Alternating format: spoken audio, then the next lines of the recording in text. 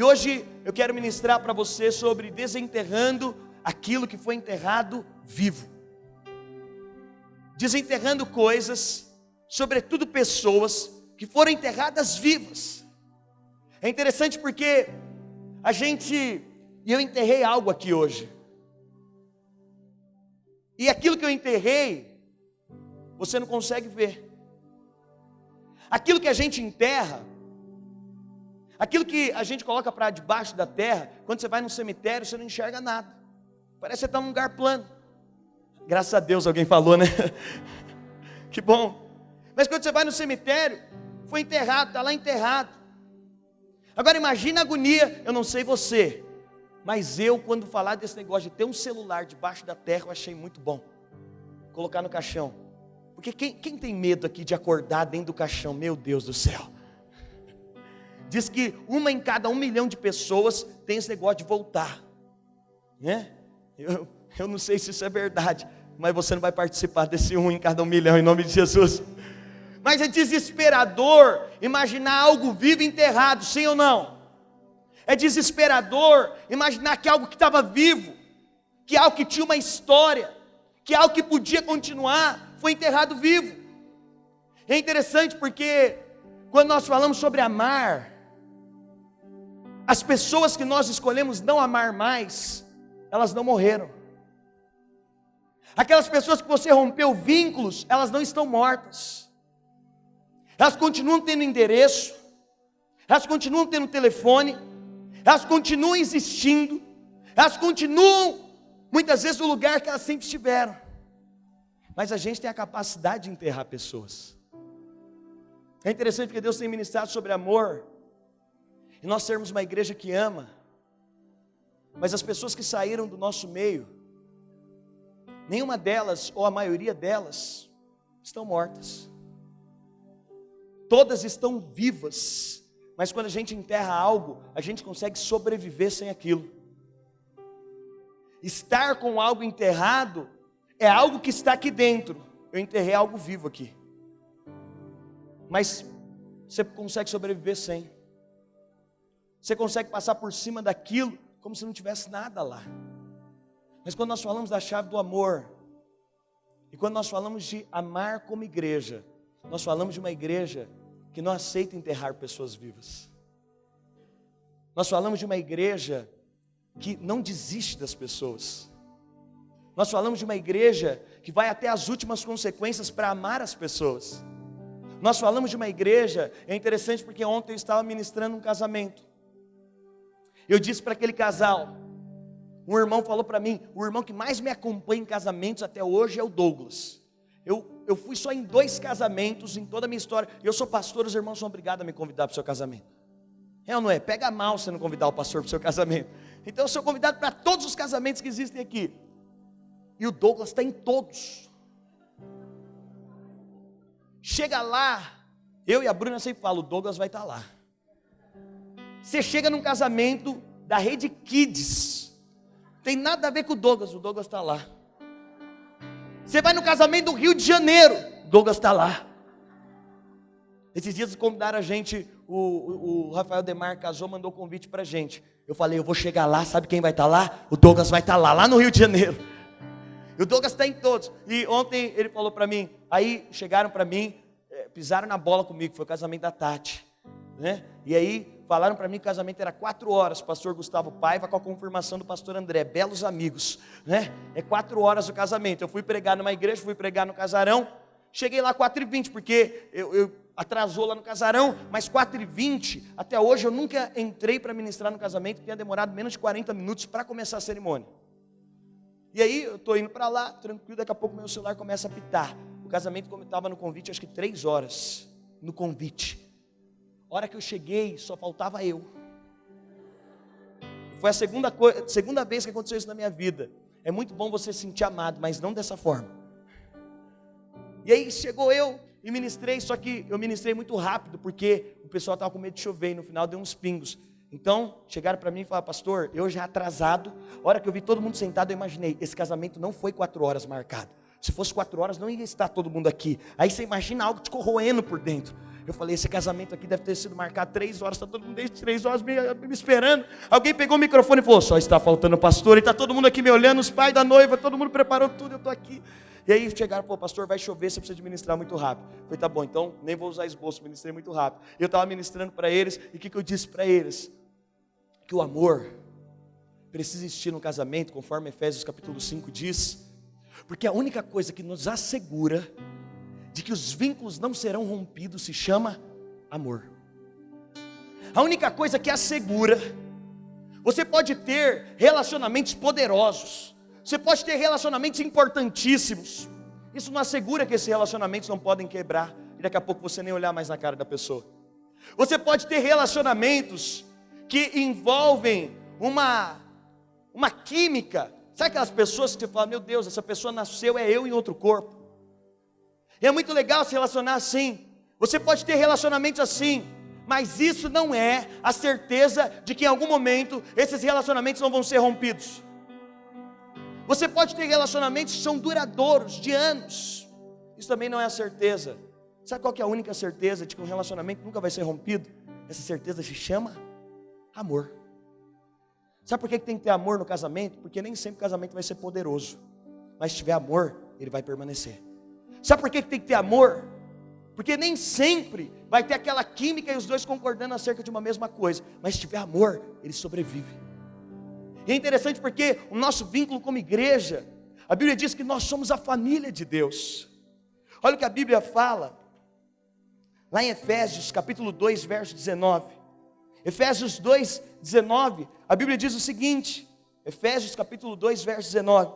Assim que já não sois estrangeiros nem forasteiros, mas concidadãos dos santos. E a Bíblia diz, e da família de Deus. Diga assim, eu sou da família de Deus.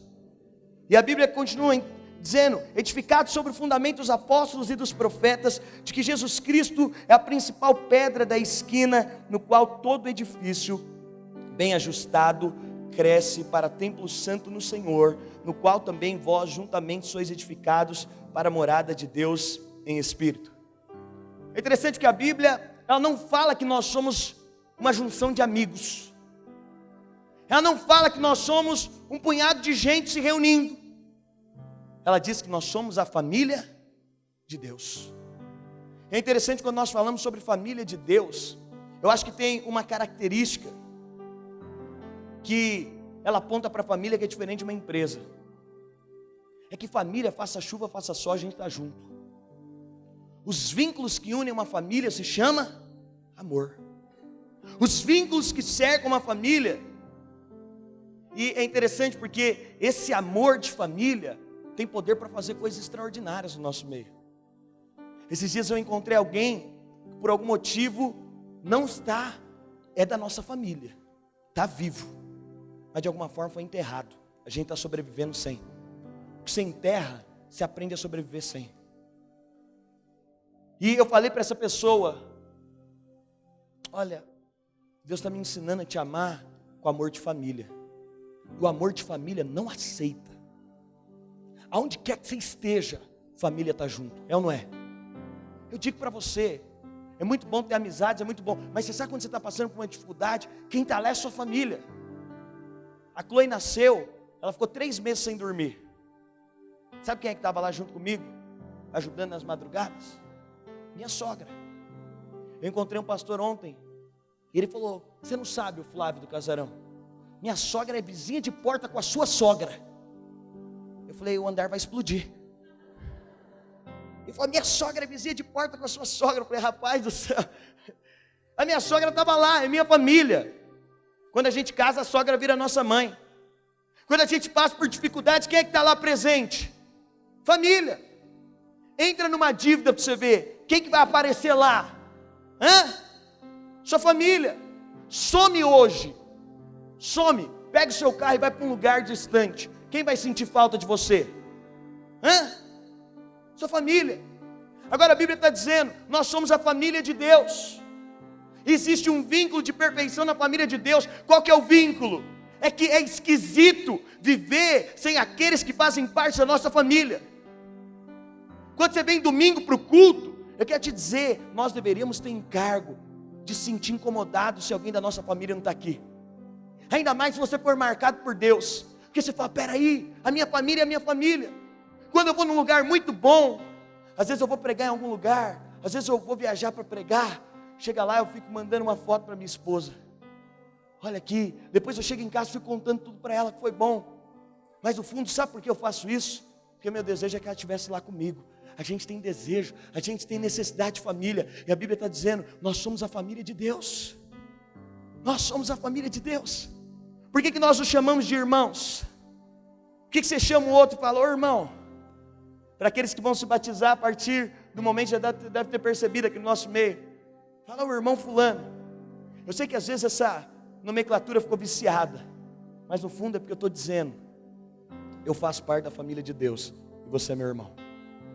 Mas quando nós falamos desse amor de família, na família nós não aceitamos algo. Nós não aceitamos não ter o outro. Tem algo que o amor não aceita. E eu estava meditando, o Espírito Santo falando comigo. Eu falando, Espírito Santo, como que é esse seu amor? Ele disse, Dênio, o meu amor, ele só não aceita uma coisa, não te ter. Todo o resto, o amor de Deus não te rejeita por nada. Pastor, eu sou picareta, o amor de Deus não te rejeita. Pastor, eu sou mentiroso, o amor de Deus não te rejeita. Pastor, eu sou enrolado, o amor de Deus não te rejeita. Pastor, eu sou prostituto, o amor de Deus não te rejeita. Pastor, eu sou esquisito, o amor de Deus não te rejeita. Pastor, eu sou estranho, o amor de Deus não te rejeita. O amor de Deus não te rejeita por nada. A única coisa que o amor de Deus não aceita é não te ter. Agora, sabe como deveria ser o nosso amor de uns para com os outros? É de dizer, André, eu aceito seu cabelo. André, eu aceito o jeito que você fala. André, eu aceito seu estilo de vida. André, eu aceito você do jeito que você é. Só tem uma coisa que eu não aceito. Eu só não aceito viver sem você. Sabe quando é que nós vamos expressar essa família de Deus? Esses dias eu estava sentado com alguém que saiu do nosso meio porque ele resolveu viver o estilo de vida dele. Eu falei, miserável que nós somos, que família é essa? Me fizeram uma pergunta aqui, era uma das 3 que eu ia responder. Pastor, o que a igreja diz sobre o homossexualismo? A igreja diz que nós não concordamos, mas nós não deixamos de aceitar, porque não concordamos. Sabe o que é o amor de Deus? É no nosso meio, quando nós somos a família de Deus, família que é família de verdade, ela pode não concordar com tudo, mas ela não aceita não ter. Sabe como é que Deus quer nos chamar nesses dias?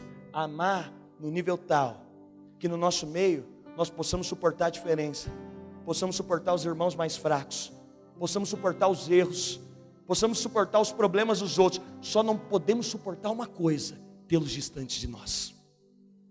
Nós estamos dispostos, e aí a questão aqui não é concordar com tudo. Sua família aqui, quantos fazem parte de uma família? Concordam com tudo que você quer fazer lá na sua família? As coisas erradas, quando você resolve fazer, quem são os primeiros a falar para você que não concorda com aquilo? Sua família. Esses dias eu encontrei uma mãe no final do culto e ela estava falando, pastor, esse menino fez uma tatuagem no braço. Ela estava falando, eu ri demais. E ela falou, pastor, fez uma tatuagem no braço. Ela falou, pode tatuagem, pastor? É outra pergunta, um dia eu vou responder em vídeo. Eu falei, se não puder tatuagem, as irmãs não podem mais fazer sobrancelha, porque agora as irmãs arrumaram uma tatuagem no rosto, que é o negócio mais interessante do mundo. Eu falei para ela, se não puder tatuagem, que ela falou para mim, pastor, está escrito no céu. Eu falei, se não puder tatuagem, as irmãs estão perdidas. Tem muita irmã que está lascada, vai para o inferno, porque está tatuando, não sei se você já viu, né? As irmãs fazem a tatuagem, e fica muito bacana por sinal, né? Para dar uma engrossada, fica um negócio interessante, né? Não, fica, se não ficasse bom, você acha que as irmãs iam fazer? Né? Eu sei que todas as irmãs aqui fazem. E fica inclusive muito bonito. Agora, se na família não aceita a tatuagem, o pai e a mãe vai falar o que para essa pessoa? Ah, não, legal, demais. Quem tem mãe aqui sabe. Se você fizer um negócio, comprar um carro, e seu pai não gostar, o que ele vai falar? Ah, não, ele vai falar, não gostei. Agora, quando ele te fala, não gostei, ele está te convidando a pegar sua mala e sair de casa? Quando ele te fala, olha, não gostei de determinada atitude sua, ele está te falando, olha, eu não gostei da sua atitude, então você pega as suas coisas, arruma um apartamento e muda da minha casa. É isso que ele está te falando? Quantos aqui, enquanto família, já tiveram alguma situação que alguém da sua família não concordou com você? Você foi embora de casa por causa disso? Provavelmente não. Sabe qual é a questão? Olha aqui para mim. Nós, enquanto família, que é a família de Deus, tudo bem não concordarmos com tudo, e nem devemos, porque o nosso prisma é a palavra de Deus. Mas não está certo fazer disso um convite para que as pessoas saiam do nosso meio. As nossas diferenças não deveriam ser um motivo pelo qual alguém olha e fala, não vou ficar no meio deles. Sabe qual é a igreja madura? Sabe qual é a família madura? Famílias imaturas colocam filhos para fora de casa. Famílias imaturas colocam, famílias maduras não. É interessante, pode ser que por uma temporada. Eu lembro um dia que teve uma briga lá em casa e um dos meus irmãos foi colocado para fora de casa. Mas quando meu pai chegou, ele descobriu que minha mãe tinha colocado um dos meus irmãos para fora de casa. Meu pai falou na hora, liga para ele. Vamos buscar ele onde ele está. Porque ele é a nossa família. É melhor ele dentro de casa, mesmo nós não concordando com tudo que ele faz, do que ele fora de casa. A probabilidade dele mudar dentro de casa sempre é maior do que a probabilidade dele mudar fora de casa. Nós, como família, deveríamos ficar indignados quando alguém erra no nosso meio e a gente prefere ver ele fora de casa do que ele dentro de casa porque errou. Espera aí, aonde é o ambiente de cura da sociedade? Família. Aonde é o ambiente de cura da sociedade? Igreja, a família de Deus. E quando nós meditamos sobre isso, nós só não aceitamos não ter o outro. Lá em Mateus, a Bíblia diz, Mateus, a grande comissão, olha aí, te fazer discípulos. Mas é interessante porque no verso 20, Jesus diz algo, e eu estarei convosco todos os dias, até a consumação dos séculos. Sabe o que eu acho interessante? É porque eu sei que tem coisas em mim que não agrada a Deus. Quantos têm certeza disso também? Eu sei que tem coisas ainda que eu vejo, tem coisas que eu ainda penso. Se você acha diferente de mim, eu acho que você não devia estar aqui, daqui a pouco você vai aparecer voando. À medida que a gente se aperfeiçoa, nós vamos crescendo.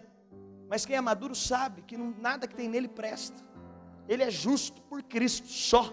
Se não fosse Cristo, você já ouviu isso? Você é 10. Já ouviu isso? Sabe por que você é 10? Porque você é a justiça de Deus.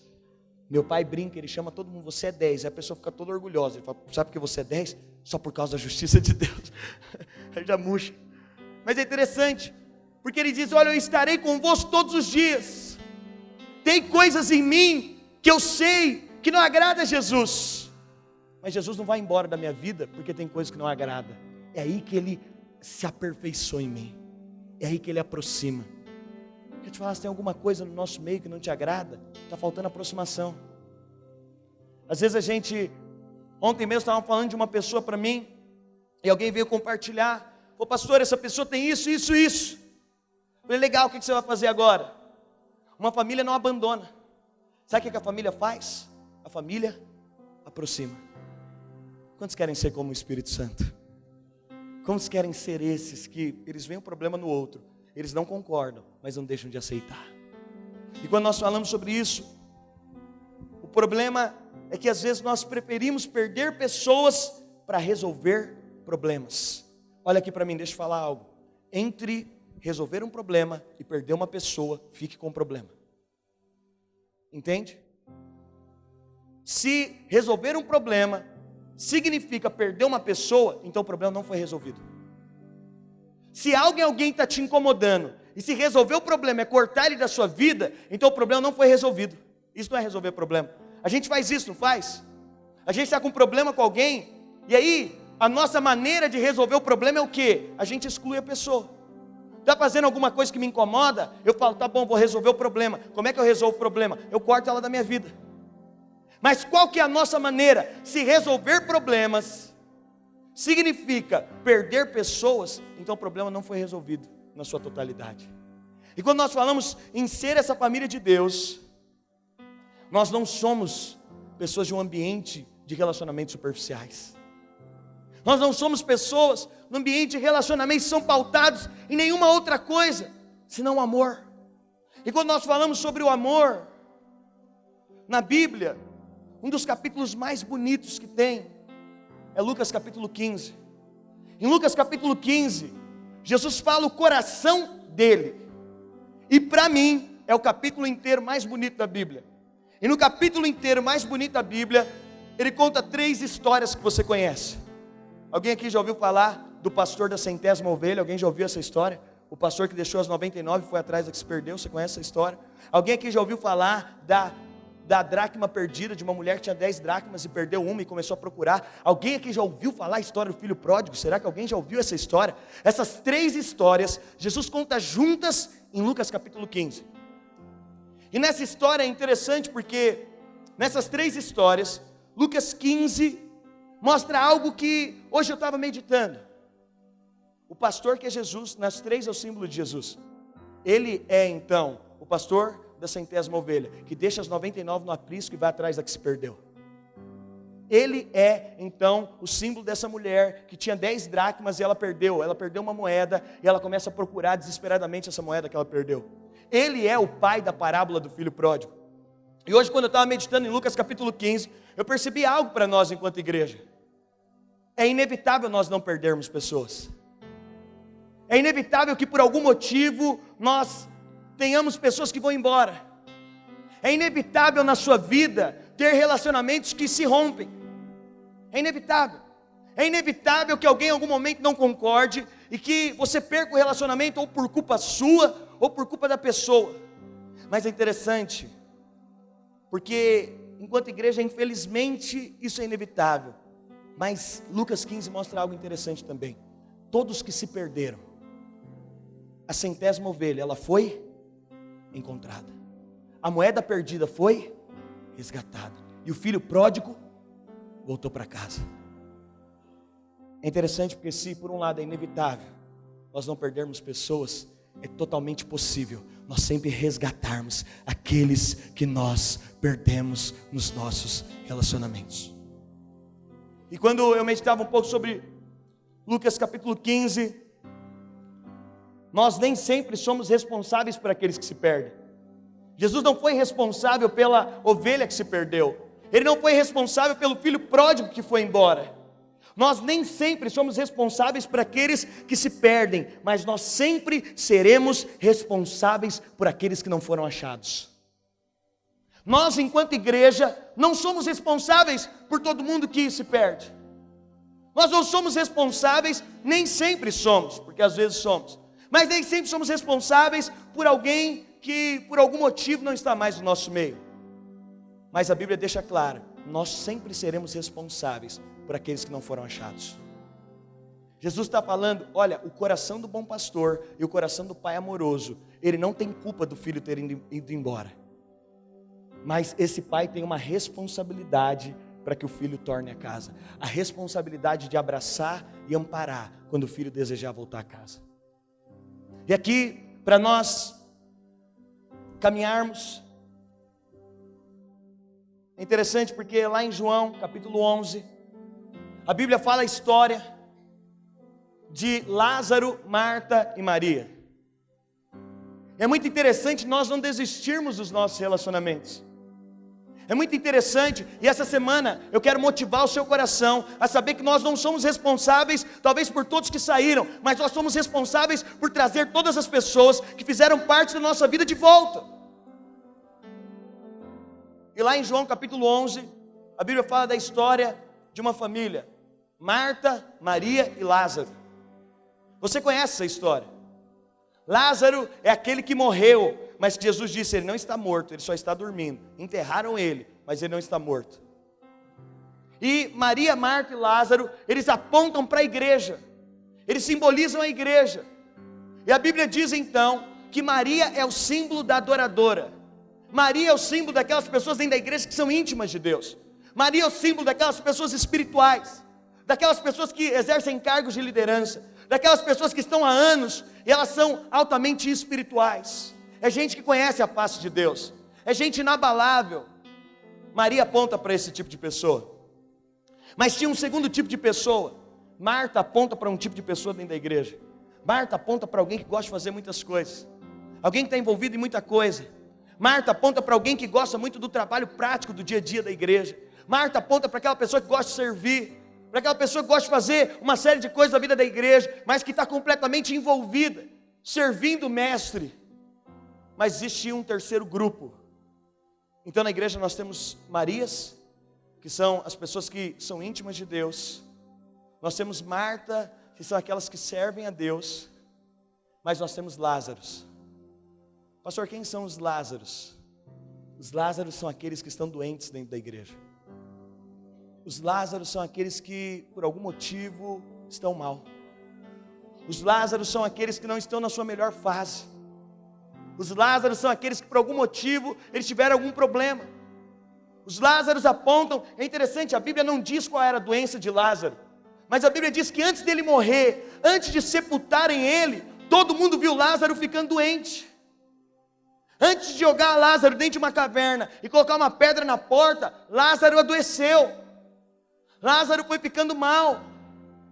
E é interessante porque Lázaro, lá em João capítulo 11, ele aponta para aqueles que, por algum motivo, nós perdemos.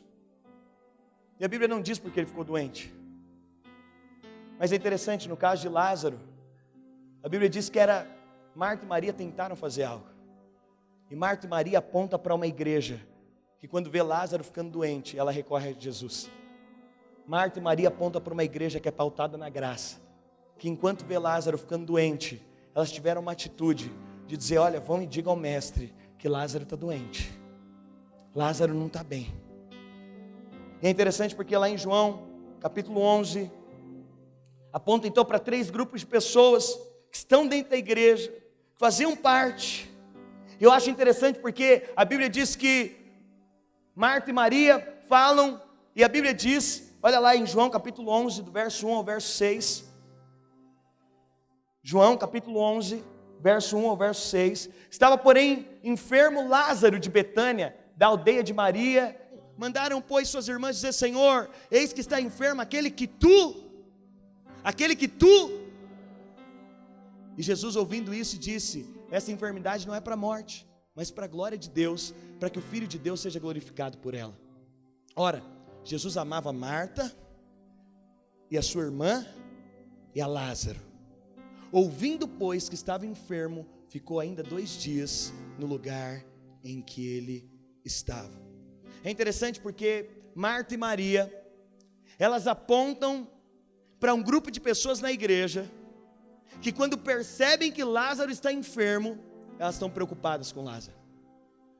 Marta e Maria apontam para pessoas que estão preocupadas, mas o que me chama a atenção é que Marta e Maria, quando elas chamam Jesus, elas dizem, Senhor, está enfermo aquele que o Senhor ama.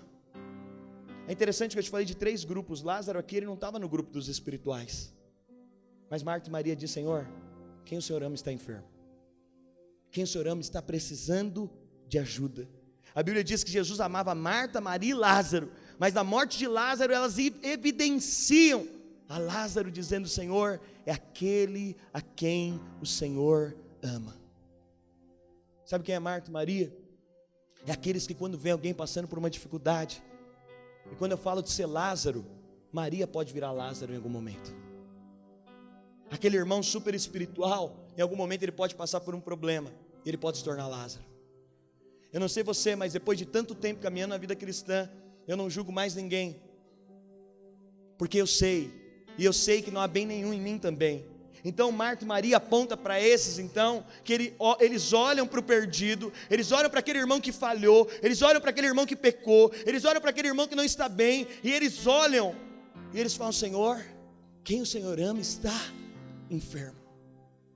Senhor, aqui Marta e Maria é o símbolo de uma igreja graciosa, é o símbolo de uma igreja que sabe conviver e sabe aceitar tudo, no sentido de não permitir que nada possa estabelecer um vínculo de rompimento e relacionamento, no sentido de amar. A Bíblia diz que Lázaro estava doente, e eu sei que às vezes é difícil quando alguém fica doente no nosso meio. Eu sei que às vezes é difícil, e eu sei que às vezes a gente nem sabe como lidar. Eu sei que às vezes, quando nós estamos doentes, nós nem queremos o contato dos outros. Talvez Lázaro era um desses doentes, que não queria o contato de ninguém, ele não queria a ajuda de ninguém, ele não queria conversar com ninguém, tudo que ele queria era a distância de todo mundo. Mas é interessante que Marta e Maria, elas não deixam de rogar: Senhor, quem o Senhor ama está enfermo.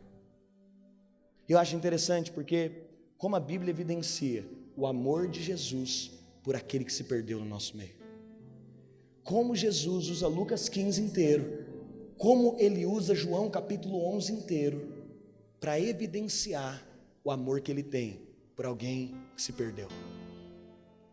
E a Bíblia diz então que Jesus aguarda 2 dias. A Bíblia diz que Jesus fica 2 dias fazendo o que ele estava fazendo, e depois Jesus chega lá, e Jesus ele diz para os discípulos: olha, Lázaro na verdade não morreu, estão sepultando Lázaro, mas ele não está morto. Jesus fala para os discípulos: olha, vieram me dizer que Lázaro morreu, mas Lázaro não está morto. Nós precisamos ser a igreja que tem o coração de Jesus, para que quando alguém te diz: olha, aquele irmão morreu, você pode dizer: aquele irmão não morreu, ele só está dormindo, o chamado de Deus para ele não morreu. Nós precisamos ser a igreja que vai até os Lázaros, e que tem o Espírito de Jesus, e diga para os Lázaros: você só está dormindo, mas você não está morto. Você só está dormindo, mas você não morreu. Você só está dormindo, mas o propósito de Deus não morreu. É isso que Jesus disse para os discípulos: olha, Lázaro não morreu ainda, Lázaro ainda não está morto. É interessante porque tudo que está morto a gente esquece. O que morreu, morreu. O que morreu, acabou. Mas Jesus falou: não é esse olhar para Lázaro. Lázaro não está morto. Se nós, enquanto igreja, acharmos que alguém, porque saiu do nosso meio, porque talvez não atende às nossas ligações, ou porque talvez está fazendo alguma coisa que não tem a ver com o nosso estilo de vida, não tem a ver com o estilo de vida dele, ele está morto, essas pessoas não estão mortas, elas só estão dormindo, e aí precisa de alguém ir lá, com uma palavra de ressurreição e de vida, para trazer de volta. Mas a Bíblia diz, e me marca aqui, nós caminhando para encerrar, que Jesus chorou. Olha o que a Bíblia diz, lá no capítulo 11 mesmo, a Bíblia diz que o Senhor viu ele, no 11:32, tendo pois Maria chegado onde Jesus estava e vendo, lançou seus pés dizendo: Senhor, se tu tivesse aqui, meu irmão não teria morrido. Jesus, pois, quando a viu chorar, então aqui fala de uma igreja que chora por quem foi embora, por uma igreja que tem compaixão, por uma igreja que sabe que quando nós precisamos de resolver um problema, se nós perdermos alguém para resolver um problema, o problema não foi resolvido. É isso que Maria está dizendo.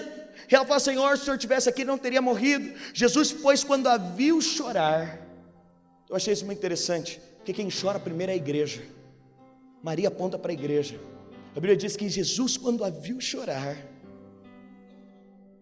e também chorando os judeus que com ela vinham, moveu-se muito em espírito e disse: onde o puseste? Disseram-lhe: Senhor, vem ver. E a Bíblia diz que Jesus chorou.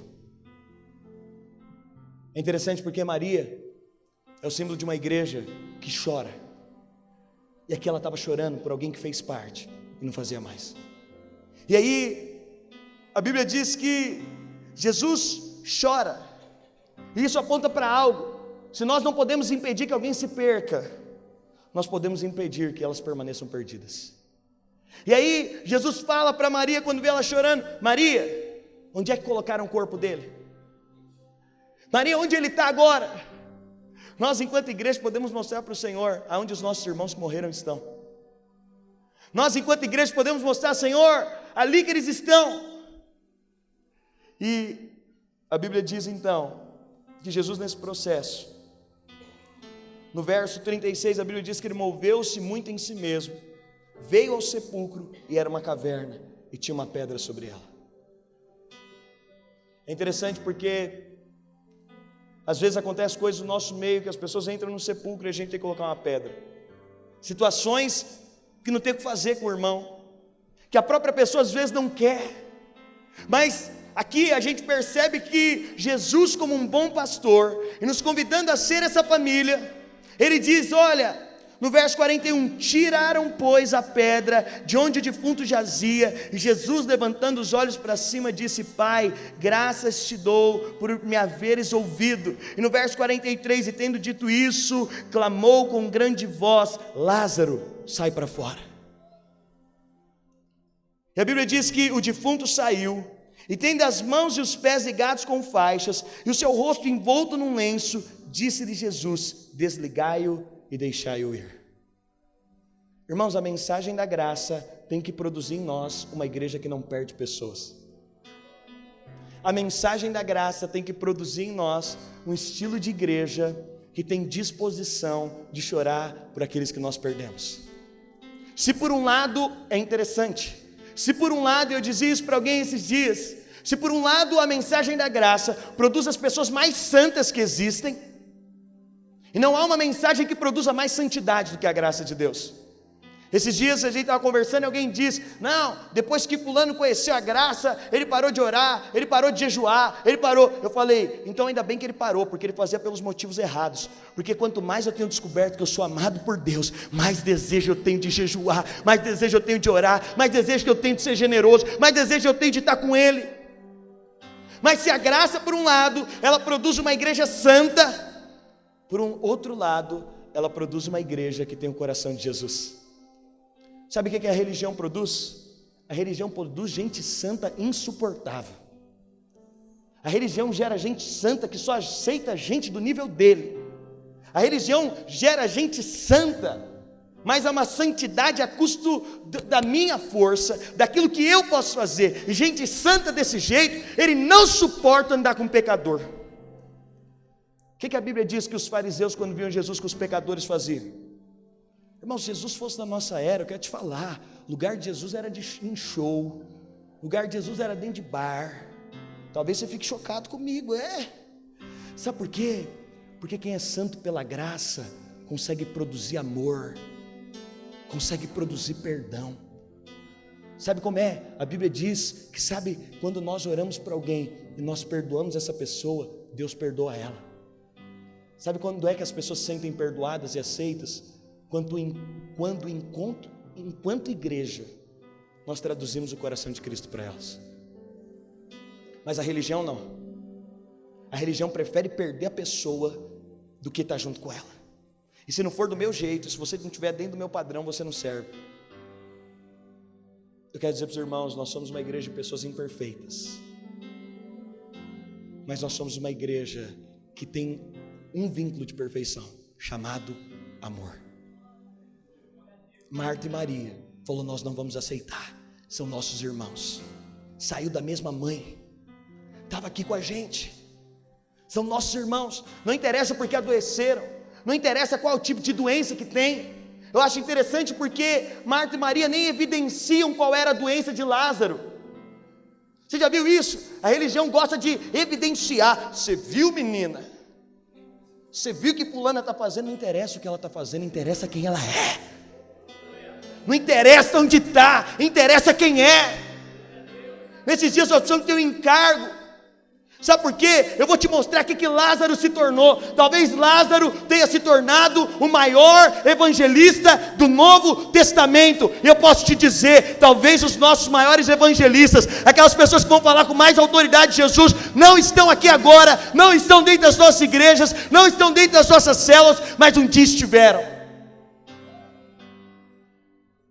E a Bíblia diz então, que Jesus move a pedra, e ele chama Lázaro. Uau! Jesus chama Lázaro porque Lázaro estava dormindo. Jesus lembra para Lázaro o destino dele. Jesus mostra para Lázaro que a caverna não era o fim. Jesus chama Lázaro para fora para dizer, Lázaro, não é o fim. Você sabe, ninguém resiste ao amor de Deus, mas Deus ama as pessoas através de nós. Lá em João, no capítulo 12, seguindo um pouco mais,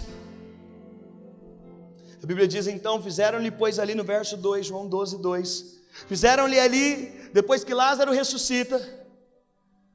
Depois então que Jesus chega e Lázaro ressuscita. Depois da ressurreição, da volta de Lázaro, a Bíblia diz: fizeram, pois, ali uma ceia, e Marta servia, e Lázaro era um dos que estavam com ele. Parece que muda as coisas aqui. É interessante porque hoje a gente pode sobreviver com gente enterrada.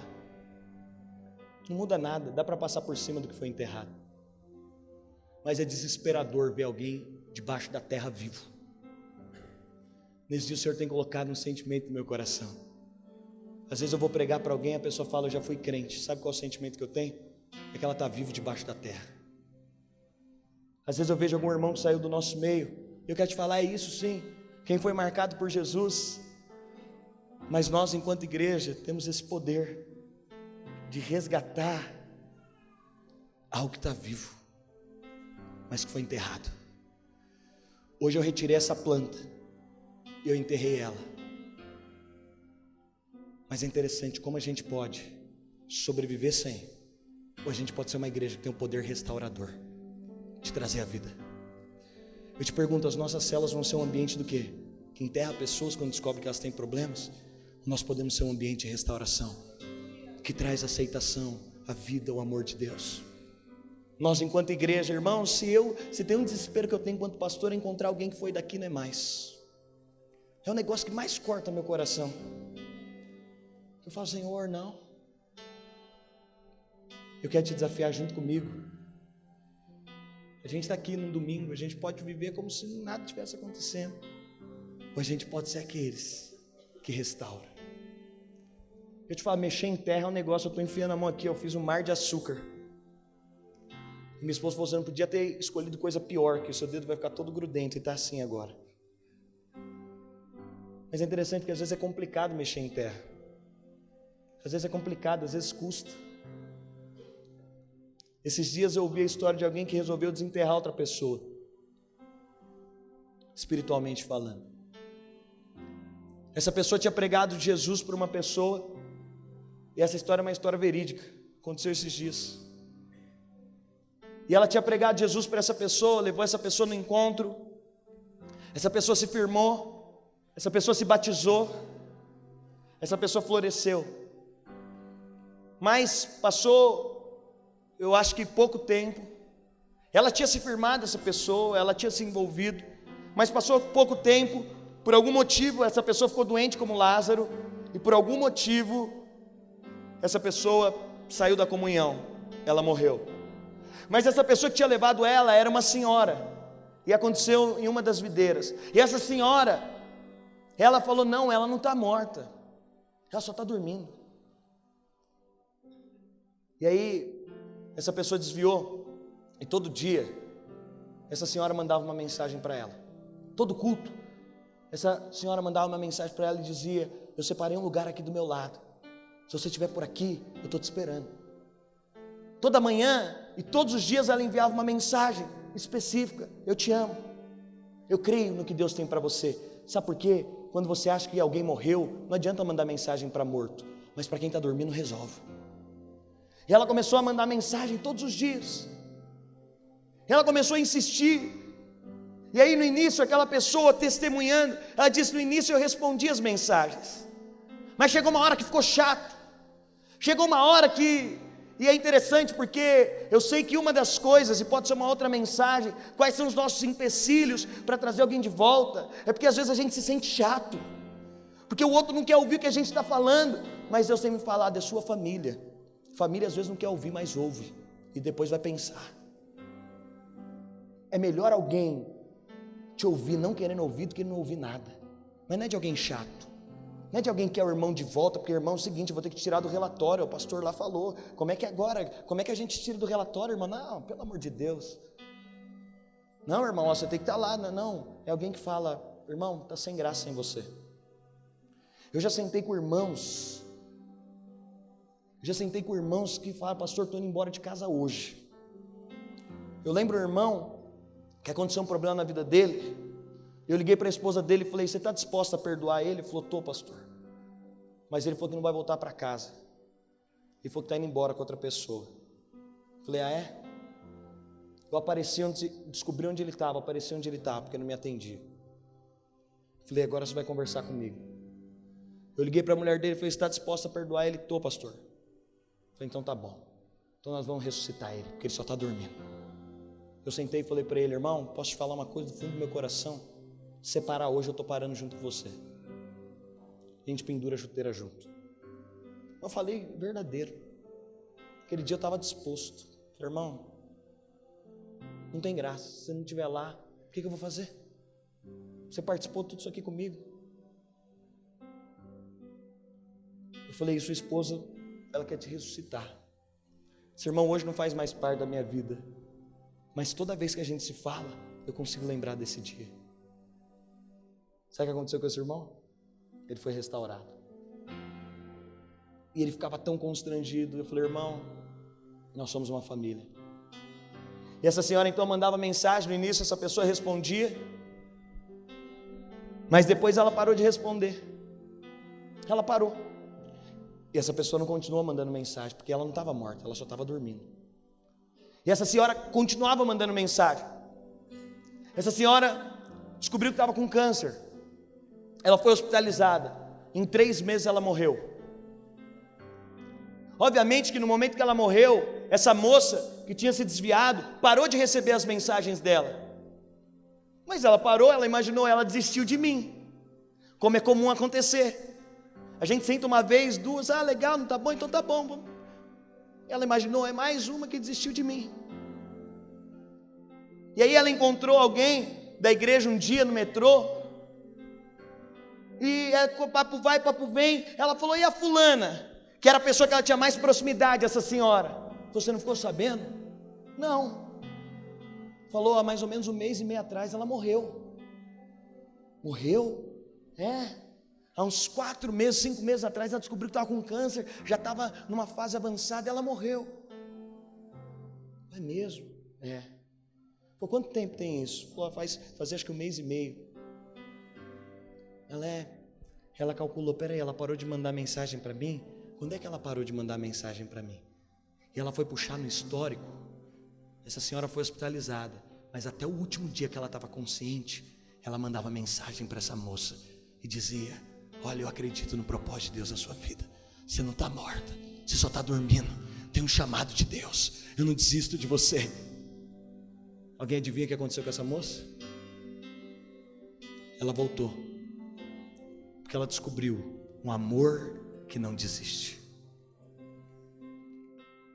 E aí, para nós encerrarmos, lá em João 12:2, a Bíblia diz que foi feita uma ceia, e Marta servia, e Lázaro era um dos que estavam à mesa. Mesa fala lugar de intimidade. Mas eu acho interessante que lá no verso 9, a Bíblia diz, e muita gente dos judeus soube que ele estava ali, e foram. Agora, por que as pessoas foram?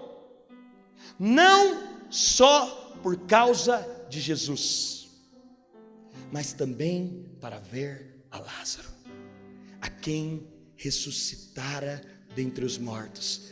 E os principais dos sacerdotes tomaram deliberação para matar também a Lázaro.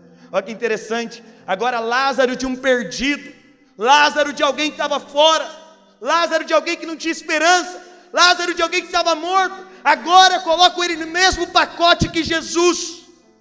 E é interessante porque pouca gente foi jurada de morte junto com Jesus. Lázaro foi.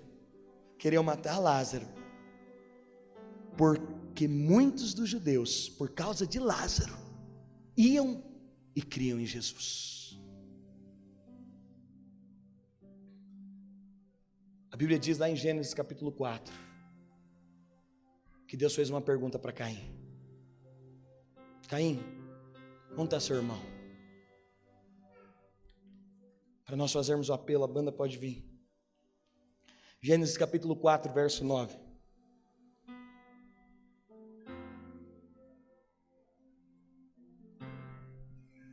E disse o Senhor a Caim, onde está Abel, teu irmão? É interessante porque essa pergunta, ela se aplica a nós. O Senhor pergunta: onde está aquele irmão da sua equipe? Onde é que está aquele irmão? Talvez você nem se converteu aqui, mas que te discipulou um dia. Onde está aquele irmão que te inspirava um dia? Onde está? É interessante. Olha o que Caim responde para o Senhor: eu não sei, Senhor. Sou eu, guardador do meu irmão? Sabe o que Caim estava falando? Senhor, Abel não é problema meu. Eu não tenho nada a ver com Abel. Eu sou guardador dele. Você sabe quem era Caim? Caim foi alguém que viu prazer na morte de Abel. Mas nós somos a igreja que é como Marta e Maria. Antes que o Senhor pergunte, nós falamos: Senhor, eu preciso te mostrar algo. Aquele a quem o Senhor ama está enfermo. Senhor, aquele que tem chamados, aquele que tem um chamado tremendo, ele está enfermo. Pastor, Senhor, aquele que tem um chamado pastoral, ele está enfermo. Senhor, aquele que tem um potencial tão grande, ele está enfermo. Nessa semana, eu quero desafiar você. O Senhor está te perguntando: onde estão os seus irmãos? Onde estão os seus irmãos? E essa semana eu comecei a fazer lista de irmãos. Todo mundo aqui conhece algum irmão que é seu irmão. É interessante que é tão louco, porque a gente quer até desconsiderar como irmão. Marta e Maria, elas nunca fugiram do fato: Lázaro é nosso irmão, Senhor. É nosso irmão, faz parte da nossa família. Mas eu quero desafiar você. Essa semana, quarta-feira, nós vamos jejuar. Aonde estão os nossos irmãos? Quarta-feira você vai jejuar por alguém que fez parte, que você conheceu, que às vezes é daqui, às vezes não é. Alguém que você conheceu, semana passada alguém chegou para mim e falou: pastor, tem tanta gente que eu conheço, pastor, que se desviou. Eu quero te falar, se você está aqui nessa noite, eu compartilho do mesmo encargo do coração de Deus com você também. Vamos ser Marta e Maria. Vamos ser aqueles que choram, e que ao mestre ver o nosso choro, ele fique compadecido do nosso choro. Ele olhe para nós e fala: tá bom, onde está? Me leva até ele. E nós podemos levar o mestre até ele, e nós podemos liberar essa palavra de falar: Lázaro, sai para fora. Esse chamado é o chamado de Lucas capítulo 15, de nós sermos aqueles que têm a disposição de deixar as 99 e ir atrás da perdida. O pastor estava falando: eu quero ir atrás da ovelha que se perdeu. Eu vou deixar as 99 do aprisco, eu vou atrás daquela que se perdeu. Mas nós temos a igreja também que necessariamente não vai concordar com tudo, mas que só não vai aceitar perder alguém por conta de alguma diferença. Às vezes eu vejo alguém fala: pastor, eu fiquei tão envergonhado no lugar. Às vezes aqui na nossa igreja, alguém que diz: pastor, eu passei por um problema, todo mundo sabe do meu problema, eu tenho tanta vergonha de ir. Eu fico falando: meu Deus, nós precisamos de amadurecer muito como igreja ainda, porque o último lugar que eu tenho vergonha de falar dos meus problemas é na minha casa. O último lugar que eu sei que as pessoas vão me aceitar, e que ainda que eu seja uma figura tão importante lá, a minha família vai me amar. Eu quero te desafiar: quantos estão comigo? Essa semana nós sermos como Marta e Maria, nós irmos atrás de Lázaro. Eu queria que você pegasse seu bloco de notas agora, ou você pegasse sua Bíblia, uma caneta. Eu queria que você anotasse o nome aí de 2 pessoas, ou se você quer fazer na sua cabeça mesmo, você acha que você grava. Eu queria que você anotasse o nome de 2 pessoas. 2 pessoas pelas quais você quer chorar essa semana.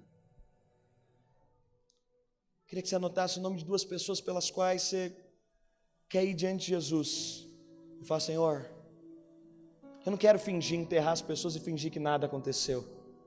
Não, eu quero trazer a vida. Irmãos, nós estamos mudando a nossa identidade visual para falar que nós somos a igreja que ama a cidade, porque nós queremos ser aqui um ambiente de amor, de generosidade. Nós queremos ser aqui um ambiente de falar: pastor, o que vocês acham dos travestis, das prostitutas? A gente já morou com um travesti, que a gente trouxe para dentro de casa. Lembra, né, Fátima? A gente quer ser igreja que o travesti pode entrar.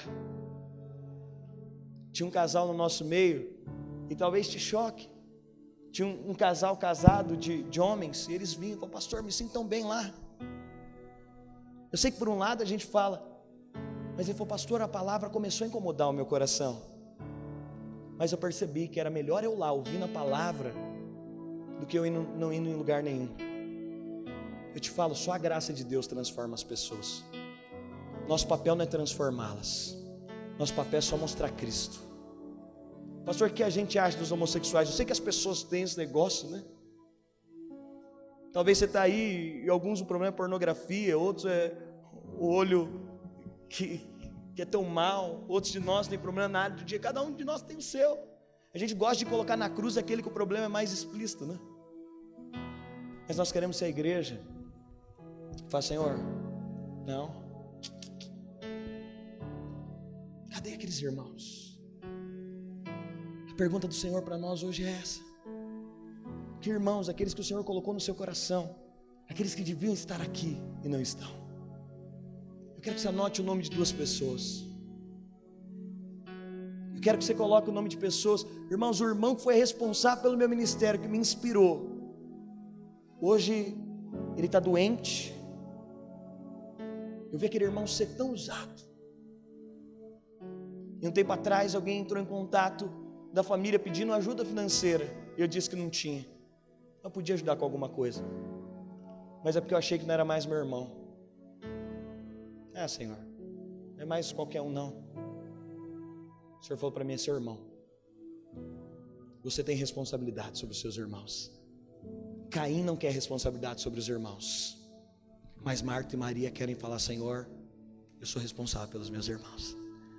Se você está aqui, você é a figura de um irmão mais velho, mais maduro. Você é responsável pelos seus irmãos mais novos. Eu quero te falar, eu não desejo que aconteça com você, mas amanhã você pode ser Lázaro. Todo mundo que virou Lázaro não desejava ser Lázaro. Todo irmão que se perdeu não desejava isso. Todo pastor, eu conheço alguns que caíram em pecado, eles não desejavam cair em pecado. A pergunta é o seguinte: se nós tivermos uma igreja assim, o que vai acontecer quando você for Lázaro por algum motivo? Será que os irmãos vão te excluir? Será que eles vão olhar para você e falar: não, peraí, eu sei que na minha comunidade, se acontecer algum problema, eu posso ir lá, posso bater na casa do pastor, eu posso bater na casa de um líder, eu posso bater na casa de um irmão, eu posso ligar para ele, eu posso revelar quem eu sou, porque eu sei, vai ter uma palavra que me acena e que me aponta para o mestre. Queria que você orasse por essas 2 pessoas. Queria que você mostrasse, fala: Jesus, aquele a quem o Senhor ama está enfermo. Aquele a quem o Senhor ama está precisando de ajuda. A Bíblia diz que Marta e Maria clamou assim: Senhor, quem o Senhor precisa está enfermo. Apressa-te em vir, porque quem precisa está enfermo. Ore por alguém agora.